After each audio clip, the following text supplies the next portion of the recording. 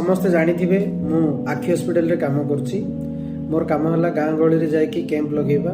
आखिर कैंप लगे थाउ, लोक मानकर आखि परीक्षा करू, गरीब लोक मानकर आखि परीक्षा करताउ। जो मानकर परल ऑपरेशन आवश्यक पड़िबो तांको नेकी आमे हॉस्पिटल रे आसु।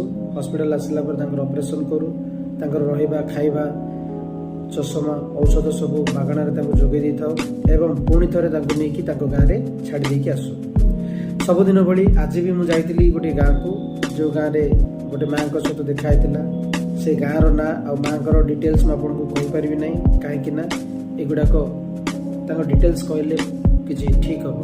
तो से माँ सहित कथा माँ बयस है 80 वर्ष। 80 वर्षर बुढ़ी माँ से तर 2टी पुओ 3टी झील पुओ झील समस्त बाहागर सरी जाइए। बड़ पुओ बाहर काल हो गला सान पुओ बड़ बो को बाहर दिवर बौज बाहागर हो गला।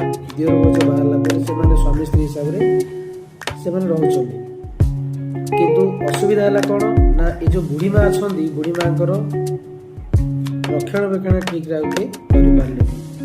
कारण बुढ़ी माँ जो रहा खाइबा ये सब असुविधा होती पुओ को पचार पुओ को न पचारे कौन हम। देखु आमे पिला माने जदि बापा माँ को भलरे न पचारिबा से माने जीवे कुआडे रहिबे कोठी खाइबे कौन। आपण मानक समस्त मोर अनुरोध जे देखंतु आमे जाई कि मंदिर रे ठाकुर को खोजुचे। ठाकुर मंदिर रे ना आज्ञा, ठाकुर आम घरे अछंती। बापा माँ आपको जन्म करछंती, जन्म कला बापा माँ होछंती हमर ठाकुर। सेमानकु जदि आमे भलरे रखिबा ताहाले आमे सब बेले सुख शांति रे रहि परिबा। तेणु आपण मानक समस्त मोर अनुरोध जे आपण माने बापा माँ को सुखरे शांति रे रखिया पई चेष्टा करंतु। आपण जहाँ खाउछंती ताकु से खाइବାକୁ दियंतु।